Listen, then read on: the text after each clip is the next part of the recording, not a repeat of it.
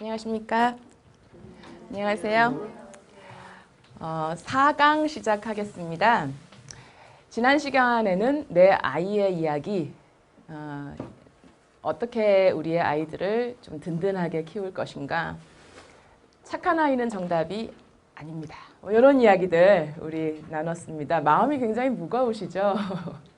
무겁습니다. 왜냐하면 새로운 세상을 개척해 나가고 자기만의 방식을 만들어 나가는 그 과정을 지켜봐 주는 거, 응원해 주는 게 어렵기 때문입니다. 왜냐하면 우리는 안전하고 별로 이렇게 변화가 없는, 변수가 없는 그런 세상에서 아이가 살았으면 좋겠거든요.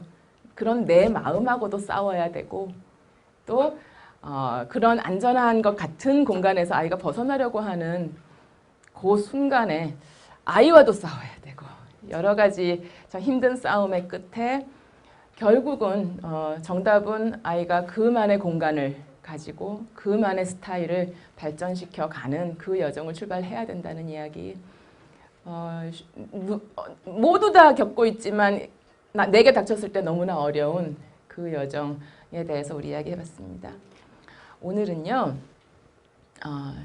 지금까지 했던 모든 이야기들의 확장이라고 보시면 됩니다. 조금 다른 치유 이야기를 들려드릴 거예요.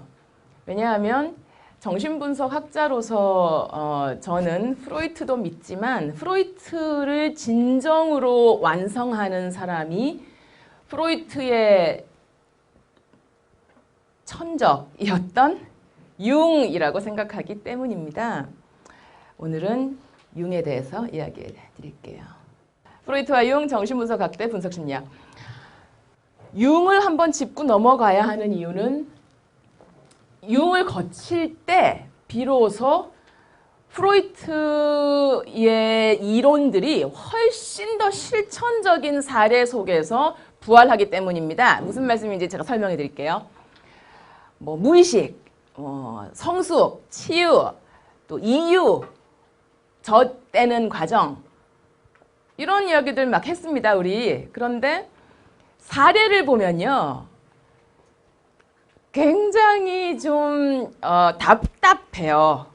그런 이야기들 속에 프로이트가 8,000페이지에 걸쳐서 우리에게 들려주는 사례는 뭐냐 하면 지난 시간에 잠깐 말씀드렸던 말 안 듣는 애를 데리고 와서 착하게 만들어주세요. 그렇게 내가 해놓으면 얘가 더 말을 안 들을 겁니다. 이런 사례 또 말을 무서워하는 아이가 있는데 이 말의 의미가 무엇일까? 또 지인간 아버지를 선택하면 여자를 잃고 여자를 선택하면 아버지의 돈을 잃고 선생님 근데 진짜 우리의 마음을 정말 우리의 가슴을 뛰게 하고 우리의 마음을 가득 채우는 정말 멋진 사례들은 우리가 우리 이상일 수 있는 사례들 아닙니까? 지금 촬영을 하는 강연을 하는 이 시점은 2016년 11월인데요. 지난주 토요일 날 11월 22일 날 100만이 촛불 집회에 모였습니다. 한 사람은 그냥 한 사람의 촛불 보이지도 않죠. 근데 100만이라는 건 우리의 한 사람 한 사람은 그 이상의 이야기 아닙니까? 그런 이야기가 프로이트 8,000페이지 중에 한 페이지도 없습니다. 인간 승리 이야기도 한 페이지도 없습니다. 뭔가 이렇게 열심히 일상의 기적, 열심히 하다 보면 정말 꿈이 이루어져요. 한 페이지도 없습니다. 그래서 프로이트는 재미가 없습니다. 정신분석학자 맞습니다. 근데 프로이트는 재미가 없습니다. 그때 제가 만났던 게 융이었어요. 융의 사례들은 다 인간 승리의 사례들. 그리고 아예 어떻게 좌표를 잡느냐 하면요. 네 안에 너 이상의 것이 있다. 이런 거죠. 무의식을 신화라고 불러요. 그리고 무의식 이야기만 하는 프로이트와는 달리 어떻게 나누냐 하면요. 인간을 반은 신화와 같이 사는 사람들, 나머지 반은 신화와 같이 살지 않는 프로이트 같은 사람들. 그러니까 프로이트는 너무 무미건조한 거죠. 융의 시선으로 보면. 제가 지금까지 3강 동안 이야기했던 건, 말씀드렸던 건 돌아가시면서도 그래 맞는 이야기긴 한데 뭔가 좀 찝찝하다. 뭔가 뭔가 좀 가혹하고 가차없고 뭔가 좀 아프다. 뭐 어쩌라는 거야 이러면서 돌아가셨던 맞죠? 그게 융을 받아들이지 않기 때문에 프로이트가 가지게 되는 한계입니다. 그래서 오늘 제가 융에 대한 이야기를 해드리면요. 융에 대한 치유 이야기, 또 치유 이야기, 융의 프로이트와 다른 주장을 딱 들으시고 나면 프로이트의 아주 무미건조하고 메마른 그런 이론과 융의 어마어마하게 신화적이고 아름다운 참 위안이 되는 그런 사례들을 접목시키셔서 치유를 완성하실 수, 그러니까 완벽한 건 안 좋은 거예요. 그렇죠? 치유의 완성으로 나아가실 수 있게 됩니다. 훨씬 더 편안하실 거예요. 오늘 말씀 듣고 이야기 듣고 나시면. 그래서 한번 쭉 그냥 같이 가보세요. 융은요. 프로이트보다 19살이나 어려요. 근데 대들어요. 착한 아이가 아니죠. 처음에 착한 아이인 줄 알았어요. 프로이트가 아주 좋아했죠. 근데 결국은 프로이트가 너무 무미건조하고 인간이 가진 내적 에너지에 대해서 전혀 언급하지 않고 너무 가차없고 그냥 헤집어 놔버리고 정말로 생각했던 제가 계속 말씀드렸던 게 인간이 아름답지 않아요. 그 말이었잖아요. 그 말씀이었잖아요. 맞아. 그러시면서 돌아가시면서도 근데 좀 저걸 글쎄 저렇게까지 저걸 주장할 필요가 융 생각이 그런 거죠. 그래서 맞긴 맞는데 그건 사실은 시작에 불과하고 더 많은 이야기들을 할 수 있다. 왜냐하면 인간이라는 건 애가 지금 다칠 상황이면 내가 뛰어들어서 애 보호하고 그 프로이트로는 이해 못합니다. 프로이트로는 뭐 5살 때 무슨 경험이 있었기 때문에 뛰어든 걸까요? 아니죠. 그거는 우리 속에 있는 우리 이상의 어떤 힘들, 우리가 할 수 있는 평소에는 이러한 일이 일어나는데 가끔씩 정말 아름다운 경험들을 하시잖아요, 선생님들. 그 아름다운 경험에 대해서 프로이트는 함구합니다. 말을 할 수가 없어요. 이론적인 도구가 없어요. 근데 융은 이론적인 도구가 있어요. 그게 뭐냐면 신화예요. 신화라는 건 정말 힘들게 태어나고 뭐 어디서 그냥 이름도 없는 사람이 그 어떤 여정을 거쳐서 영웅이 되는 이야기. 굉장히 우리에게 익숙한 그런 이야기로 가득 차 있지 않습니까? 융은 그게 우리 모두의 마음속에서 일어나는 아주 지극히 정상적인, 보편적인, 일반적인 과정이라고 말하는 거죠. 우리 안엔 다 신화가 있고 우리 속에 있는 신화를 부활시킬 때 우리 한 사람 한 사람이 모두 일상 속에서 그런 아름다운 경험들을 할 수 있게 된다는 거예요. 그게 무의식이고 신화라는 것 자체가 무의식이고 그 신화적인 무의식을 일깨울 때, 분화시킬 때 우리가 성숙해진다는 거예요. 우리는 성숙하지 않아요, 처음엔. 그렇지만 신화적인 무의식을 하나하나씩 분화하는 방법들을 오늘 같이 이야기할 텐데요. 그 속에서 내가 성숙해지고 그 끝에 내 마음에 있는 가장 좋은 것들을 분화시킨 최전선에 있는 사람 누가 있을까요? 예를 들면 예수. 남을 위해 죽잖아요. 그런 이야기들을 프로이트는 안 하죠. 그거는 할 수가 없죠, 프로이트는.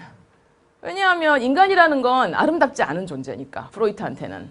그냥 아픈 존재니까. 그러니까 융이 그러는 거예요. 프로이트 네가 아픈 것 같아. 내 생각에는 네가 아파서 이론이 이렇게 된 것 같아. 이러는 거죠. 19살이나 어린 주제에. 근데 그 말은 틀리지 않습니다. 그래서 제가 오늘 프로이트와 반대 극에 있는 융이라는 분석가의 의사입니다. 스위스 의사인데 정신분석이 싫어서 이름도 분석심리학이라고 바꿨어요. 완전히 다른 치유이론, 물과 기름같이 서로 섞이지 않는 치유이론. 그러나 그걸 알면 정신분석 이론을 훨씬 자유자재로 쓰실 수 있게 되는 그 새로운 치유이론을 2시간 동안 말씀을 드릴게요. 지난 시간에 한 분께서 내 아이의 이야기 끝난 다음에 이렇게 물어보시더라고요. 우리 애가 잘하는 게 있고 좋아하는 게 있고 뭐를 해야 될까? 이거 많이들 물어보는 거죠, 아이들이. 또 어머니들께서 잘하는 게 있고 좋아하는 게 있으면 어떤 걸 선택해야 될까 고민할 수 있는 부분이죠. 어머니 조금 관찰을 하시면 됩니다. 누가 말하고 있는지 보세요. 혹시 형이 하는 거 따라하고 싶은 거 아니에요, 지금 얘? 과 선택할 때, 또 이과 문과 선택할 때도 마찬가지고요. 뭐 하고 싶다 그럴 때 가만히 보면 누가 말하고 있느냐, 이 자아의 그릇 속에서 그 굉장히 얘가 좋아하는 또는 그렇게 되면 좋겠다고 생각하는 그 이상이 말하고 있을 때가 있어요. 아버지 완전히 성향은 문과 성향인데 아버지 학과를 가겠다고 하거나 아빠가 졸업한 학과를 가겠다고 하거나 또 부모님께서 그걸 이끄실 수도 있어요. 언니 따라 언니가 하는 거 좋아 보이는 거죠. 언니가 하는 건 다 좋아 보여요.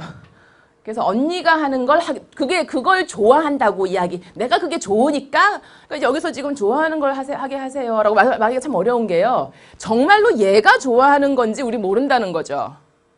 지가 자기한테 거짓말하고 있는 걸 수 있어요. 근데 너무 오래 걸려요. 그걸 나중에 깨달았을 때는. 아, 이게 아니구나. 나는 이거 아니야.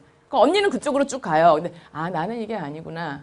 할 때는 시간을 너무 많이 허비한 다음이잖아요. 물론 우리가 허비는 없습니다. 모든 돌아가는 시간들은 어떻게든 도움이 되겠지만 그 전에 얘가 누구한테 휘둘리고 있는지를 스스로 안다면 또 부모님들께서 도와주실 수 있다면 또는 얘가 휘둘리게 만든 게 부모님이실 수도 있어요. 그러니까 휘둘리지 않게 도와주실 수 있다면 얘가 정말 좋아하는 거 보면 잘하는 게 있잖아요. 뭐는 잘하고 뭐는 못하잖아요. 인간은 그게 있습니다. 열성이 있고 우성이 있어요. 그러니까 열을 넣었는데 100이 나오는 게 있고 천재인가 봐 막 이러잖아요. 우리 애기 천재인가 봐 그러시는데 가끔은 100을 넣었는데 10밖에 안 나오는 게 있어요. 바본가 봐 아니죠. 열성이에요. 그거 잘 못하는 거예요. 그래서 지가 자꾸만 이제 좋아한다고 할 때 그게 딱 맞아떨어지면 기가 막힌데요. 아닌 경우라도 아이의 선택이라면 지난번에 프로이트 같은 아주 프로이트는 굉장히 성숙한 아이였어요. 공부할 때는 여유가 있어야 돼. 친구가 아르바이트 막 하니까 아르바이트 하지 마. 지금은 공부할 때야. 그래 놓고 친구가 막 공부하면서 3시간 연강 막 넣으니까 그렇게 공부하면 안 돼. 여유가 있어야 돼. 19살이. 프로이트가 굉장히 성숙한 아이예요. 근데 그런 성숙한 아이가 나는 이게 좋긴 한데 난 이걸 선택할래. 요거도 좋을 것 같아. 라고 말하면 그건 애를 서포트 하셔야죠. 그렇지만 그게 아니라 누군가가 다른 사람이 지금 말을 하고 있는 상태라면 문제가 되죠. 그래서 그거는 한번 어려우시죠. 이게 뭐 어떤 건지. 근데 이렇게 보면 그 아이가 눈이 어떤 사람을 잡고 그 사람에 매달리고 있는지 아니면 정말 지가 좋아서 이야기하고 있는지 알 수 있습니다. 그래서 그거를 구별하는 시간을 조금 드릴 필요가 있을 것 같아요. 둘 중에 아이가 성숙한 아이라면 지가 좋아하는 거. 근데 만약에 누군가에게 휘둘리고 있다면 잠깐 보류하시고 같이 이야기해 보시는 시간 필요하겠죠. 그러니까 자꾸만 언니가 하는 거 그걸 강화시켜 줬기 때문에 그럴 수도 있어요. 그러니까 그때는 누가 말을 하고 있지 아이 속에서 한번 질문해 보셔야 할 것 같습니다. 프로이트입니다. 1856년에 태어났고요. 융입니다. 어려요. 19살이나 어려요. 근데 사실은 지금 미국 가서 강연할 때 굉장히 아주 밀월이죠. 이때는 밀월입니다. 1906년부터 서신교환하고 1907년에 만나서 1912년 정도까지 거의 한 10년, 11년 밀월이었어요. 그래서 너는 내 아들이다. 왜냐하면 유태인이 아니에요. 다 유태인 환자고 분석가들도 거의 다 유태인인데 지금 스위스의 한 의사가 선생님의 무의식 이론을 믿습니다. 이러면서 왔는데 보니까 유태인이 아닌 거예요. 그럼 유태인 잔치에서 구할 수 있다 이렇게 나옵니다. 정신분석이 유태인 잔치에서 벗어나는데 일조할 수 있다. 그래서 정신분석협회 회장을 시켜요. 융이 또 그 협회 회장을 맡아요. 근데 이제 하다 보니까 융은 신화를 좋아했거든요. 그리고 뭔가 더 신비로운 뭔가 인간 그 이상의 이야기를 자꾸 하고 싶은데 프로이트가 자꾸만 과학이야, 과학. 침대만 과학이 아니야. 이러면서 계속 과학이야. 이건 정신분석은 과학이야. 자꾸만 다른 이야기 하지 마. 이렇게 하니까 못 하겠는 거죠, 나중에는. 1912년에 프로이트의 생각과 전혀 다른 생각을 논문으로 써버려요. 그러니까 에너지, 몸에 있는 그 에너지, 충동, 뭐 리비도라고 부르거든요. 프로이트는. 리비도라는 건 프로이트는 우리 이제 지난번에 봤지만 에로스와 타나토스 나누죠. 앞으로 가고 뒤로 가고 에로스, 타나토스. 근데 에로스라는 건 기본적으로 거기 성을 포함하고 있어요. 둘이 합해지고 또 아이를 낳고 그러니까 연대하는 거잖아요. 그래서 기본적으로 에너지라는 건 성에너지다. 뭐 이렇게 정의를 해요, 프로이트는. 그것도 사실 문제가 되죠. 그런데 융이 보더니 그게 말이 되냐. 그냥 에너지지. 그냥 치유 에너지 일반. 막힌 곳을 뚫어주고 또 우리에게 힘을 주고 그럼 치유 에너지지. 무슨 성 에너지. 왜 성 이야기 자꾸만 프로이트는 하는 걸까. 신화 이야기도 맨날 오이디푸스 한 개. 수많은 신화들 중에 왜 오이디푸스 한 개. 이렇게 이야기를 하면서 아니다. 무한히 넓은 그 세상이 인간 속에 들어있고 그걸 신화라고 부르고 싶다. 리비도라는 건 에너지 일반이다. 치유 에너지다. 이렇게 해버리니까 이제는 돌이킬 수 없게 되는 거죠. 둘의 관계가. 그래서 13년 거치고 14년부터는 아예 이제 협회에서도 탈퇴하고 다시는 안 만납니다. 죽을 때까지 안 만납니다. 프로이트와 융은 서로 양립 불가능한 도저히 둘이 같이 갈 수 없는 아주 뭐 상극, 대극 그렇게 이야기할 수 있는데요. 여기 보시면 분석 심리학이라고 되어 있죠. 프로이트가 만든 게 정신분석학이에요. 근데 융이 1913년, 14년 그때 프로이트를 떠났을 때 어떻게 되는 걸까요? 프로이트만 떠났을까요? 정신분석을 떠나는 거예요. 근데 융이 원래는 굉장히 여린 아이였어요. 선생님 야단치면 기절하고 막 이런 아이였거든요. 근데 프로이트와 정신분석을 다 떠났으니 얼마나 괴로웠겠어요. 그래서 거의 은둔하다시피 다 이제 들어앉아서 계속 이 사람도 이제 분석가고 의사니까요. 그 괴로움을 계속 그림도 그리고 꿈이 막 나오고 꿈을 그림으로 그리고 그러면서 그때 만든 이론이 분석심리학이에요. 그러니까 정신분석하고 분석심리학하고 완전히 다를 수밖에 없는 게 정신분석을 떠나서 새로 만든 게 분석심리학이기 때문이에요. 물론 기반은 무의식이에요. 그러나 무의식을 신화로 정의를 해버리니까 이것도 사실은 다르거든요. 그래서 융은 가장 근본적인 치유의 방법을 대극의 합일이라고 했습니다. 꿈을 꾸면서 막 뭐 까만 것도 막 나와서 막 잡아먹으려고 하고 먹으려고 하고 이런 걸 보면서 내 내면에 수많은 형상들이 있구나. 하나하나씩 따라가면서 분석하면서 뭘 깨닫게 되느냐 하면 내 안에 모든 것이 있다. 내 안에 모든 것이 들어있다. 인간 안에 이미 모든 것이 들어있다.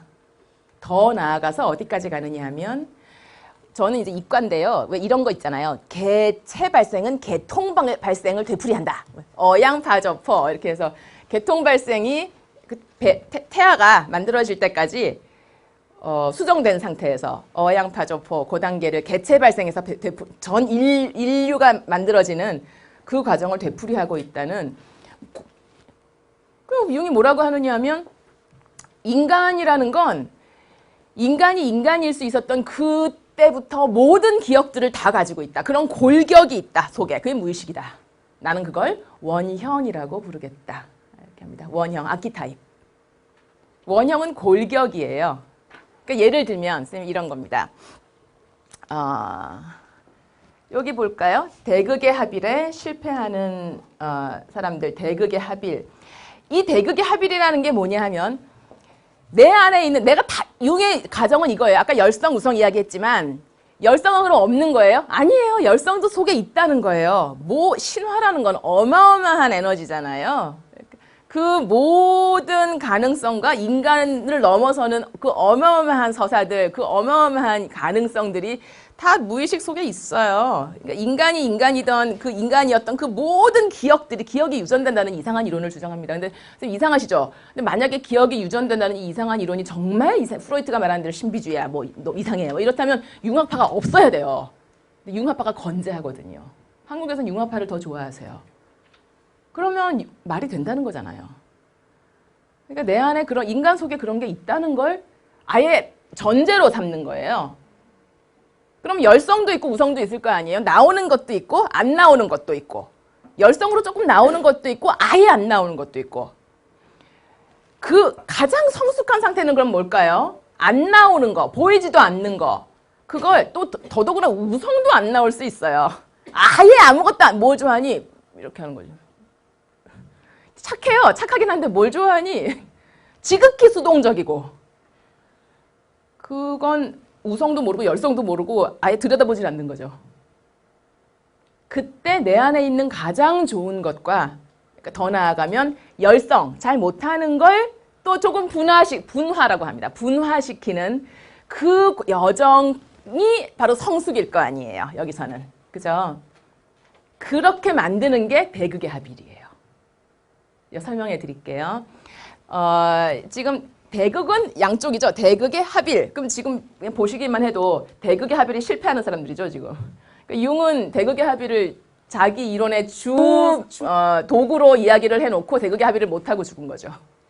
사실은. 예, 대극의 합일 이야기 조금 해드릴게요. 일단 그들이 어떻게 만났는지 한번 보고 넘어갈까요? 프로이트와 융 서신교환 시작합니다. 1907년에 만나요. 만나서 13시간 동안 쉬지 않고 이야기합니다. 이건 뭐 이제 밀월이 시작되는 거죠. 내가 너를 만나기 위해. 정말 둘이 너무 잘 맞아요. 무의식 개념도 마찬가지고 인간 정신에 대한 탐구. 너는 내 아들 해라. 이렇게 되는 거죠. 아까 보셨던 사진, 미국 초청 강연 같이 가고요. 10년에 국제정신분석협회 설립되고 융이 의장을 맡습니다. 근데 이제 12년에 융이 그 논문 쓰면서 논문 두 번에 나누어서 내면서 관계가 소원해지기 시작하고 14년에 의장직 사임하고 그러니까 13년부터는 그냥 정리 작업이에요. 맡고 있던 거 다 내려놓는 융이 나가라 이렇게 되는 거죠. 아들러도 떠납니다. 이때. 그래서 프로이트를 다 떠나요. 프로이트의 문제일 수도 있죠. 융 떠나고 협회도 탈퇴하고 그 이후에는 오이디푸스의 안녕 하는 거죠. 융은 자신의 이론을 만들게 됩니다. 신화, 민담, 전설 굉장히 중요하죠. 융에게는. 이게 무의식을 만드는 무의식 속에 있는 가장 근본적인 쉬운 서사들 내려오는 거잖아요. 2000년 전에 있었던 이야기가 계속 내려오는 거잖아요. 인간 속에 있다는 거죠. 그게 있다는 거죠. 예를 들면 미녀와 야수. 미녀와 야수 테마 그거 별거 아닌가요? 별거라는 거죠. 야수한테 탁 키스를 해주고 그래 내가 너를 받아들인다 했더니 야수가 왕자가 되잖아요. 그러니까 내 안에 있는 그 괴물을 그 내면의 이야기라는 거죠. 내 안에 있는 괴물을 분화되지 않은 그 괴물을 대극이죠. 그 대극을 끌어안을 때 결혼은 끌어안는 거잖아요. 그랬더니 딱 끌어안고 보니까 얘가 왕자가 되는 거죠. 우리 버전으로 구렁덩덩 신선비가 있습니다. 구렁이가 선비되는. 나중에 말씀드릴게요. 그래서 대극을 합일시키는 과정, 그건 내면에서 일어나는 것이고 그걸 통해서 대극의 합일이죠. 그걸 통해서 성숙해진다. 성장으로 나아간다. 대극의 합일. 선생님, 내향형, 외향형은 물론 정의를 하자면 중심이 내면에 있느냐 아니면 그 기준이 외부에 있느냐 다른 사람들이 다 좋다고 하는 그게 기준이냐 뭐 아니면 나의 기준이 속에 있느냐 이렇게 나누셔야 되는데 사실은 일반적으로 우리가 아는 내향형, 외향형으로 나누어도 대극의 합일은 충분히 설명됩니다. 그냥 일반적으로 내향형이라고 생각하는 선생님들 계시죠? 외향형이라고 생각하는 선생님들도 계세요. 예를 들면 뭐 많이 활동이 많고 뭐 사람을 많이 만나고 우리 보통 그런 사람들을 외향형이라고 부르잖아요. 그렇게 정의를 해서도 충분히 설명할 수 있어요. 외향형 선생님들, 내향형 선생님들을 한번 욕해 보시겠어요? 속을 모르겠어요. 무슨 생각하는지 모르겠어요. 뭐 꽁 하고 있어. 외골씨예요. 뭐 도대체 나와서 어울리지를 않아요. 뭐 내향형 선생님들, 외향형 선생님들 욕해 보실래요? 나대요. 너무 나서요. 뭐 나서서 뭔가 뭐 이렇게 자꾸만 이야기하고 시끄러워 죽겠고. 근데 너무너무 이렇게 근데 뭐 보면 실수도 막 하고 진중하지도 못하고 외향형 쌤들 우리 어떻죠? 우리 진취적이잖아요. 우리 진취적이죠? 우리 또 사람들 좋아하잖아요. 그리고 빨리 뭐 해야 되는 일들이 있으면 우리한테 시키겠죠. 내향형 쌤들 우리 어때? 우리 신중하잖아요. 우리 실수 안 하죠? 우리 신중하고 진중하고 시간이 좀 걸리더라도 우리는 일 잘 해놓잖아요. 같은 얘기라는 거죠. 그러니까 대극의 합일이라는 건 둘 중에 하나가 우성이실 거예요. 뭐가 좀 쉬우실 거예요. 다른 건 좀 어려우실 거예요. 근데 만약에 내 앞에 어떤 사람이 나타났는데 특히 성별도 같고 뭐 비슷하고 키도 나이도 비슷하고 이런 사람이 딱 나타났는데 내 대극이에요. 그런데 이해관계에서 부딪혔어요. 예를 들면 뭐 직장 인터뷰에 갔는데 같이 간 거예요. 늘 비슷하기 때문에 풀이 늘 만나요. 근데 걔는 저는 내향형이고 걔는 막 이렇게 다니는 거죠. 그러면 저는 뭐라 그러죠? 딱 만났을 때 실력도 없는 게 뭐 예를 들어서 나는 열심히 지금 말이야 내향형이 맨날 사람 만나고 막 내가 안 돼도 돼. 쟤만 안 되면 돼. 꼴 그럴 땐 어떻게 되죠? 걔가 되죠. 그러고 나면 어떻게 됩니까? 그가 가진 모든 특성이 사악한 것이 되어버리죠. 이게 그림자예요. 그림자. 내 그림자. 그림자와 하나가 되라. 대극의 합의를 이루어라. 그게 무슨 말인가 하면 지금 여러 가지 같이 설명했는데요. 나는 내향형이에요. 그걸 잘하죠. 근데 외향형들이 잘하는 게 있어요. 근데 나는 외향형적인 특성은 별로 없어요. 그리고 그걸 잘 못해요. 그리고 그게 불편해요. 근데 지금 나는 어떻죠? 걔가 밉고 걔가 가진 특성이 나쁘다고 생각하잖아요. 그렇게 되면 이제 길고 긴 앞날을 어떻게 보낼까요? 치우쳐서 절름발이로 걸어가는 거죠. 대극의 합일은요, 화해하시라는 말씀이 아니에요. 정말 우리가 우리 삶 속에서 잘 싸우려면 진짜 성숙해져야 돼요. 우리 싸워야 될 때 있잖아요. 정말 나쁜 짓을 누가 했어요. 그러면 법정에도 가야 되고, 그럼 잘 싸워야죠. 근데 양쪽 특성 중에 한 개밖에 없어요. 나머지 하나를 나쁜 거라고, 나대요, 뭐 이러면서 이제 그건 나쁜 거라고 생각하면서 전혀 동화를 안 했어요. 안 배웠어요. 그러면 질 확률이 높죠. 내가 무기가 없잖아요. 자유자재로 무기를 쓰면서 이런 삶의 계기들은 무한하지 않습니까? 너무나 많은 변수들이 생기고 상상도 못했던 일들이 자꾸 생기는데 그 속에서 거기 대처하려면 내가 양쪽 무기들을 다 가지고 쓸 수 있어야 돼요. 근데 한쪽은 편한 것만 하다 보면 비대해지는 거죠. 그쪽이. 그래서 융이 말하는 거죠. 열성이 있고 우성이 있는데 우성은 굉장히 쉬운 거고 열성, 반대쪽 그걸 내 것으로 동화하는 연습을 의지로, 의도적으로 해야 된다. 대극의 합일입니다.